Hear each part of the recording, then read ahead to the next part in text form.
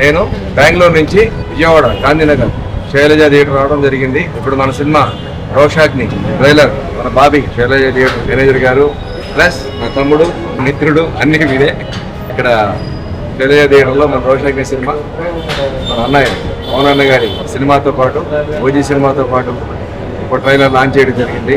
విజయవంతంగా దర్శనం పడుతుంది. రేపు వచ్చే నవంబర్కి రోషాగ్ని సినిమా రిలీజ్ చేయడానికి బాబీ గారిని అడిగితే అన్నయ్య నేనున్నా సపోర్ట్లో ఉన్నా చేసుకో రిలీజ్ చేసుకుని ధైర్యంగా చెప్పడం నాకు హ్యాపీగా ఉంది. అలాగే next production number 4 cinema shooting కూడా స్టార్ట్ చేస్తాం. అలాగే సినిమా కూడా రిలీజ్ చేస్తాం. ఎందుకంటే కర్ణాటక ఆంధ్ర 2 ప్రాంతాల్లోనూ తీయబోయే సినిమాలు 2 భాషలు ఉంటాయని చెప్తున్నాను. ఆ బాబీ ఆ సినిమా ట్రైలర్ చూసాడు. రోషాగ్ని సినిమా ఎలా ఉంటుందో ఐడియా లేదు కానీ ట్రైలర్ చూసాము.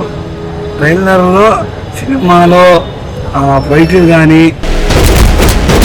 వాటర్ క్యాన్ తీసుకెళ్ళడం కానీ మా కారు కింద కార్ని లాగడం కానీ ఇవన్నీ రియల్గా చూస్తుంటే నిజంగా ఒక మనిషి ఇలా చేయగలరా అని అంత ఇదిగా యాంగ్జైటీగా చూశాను.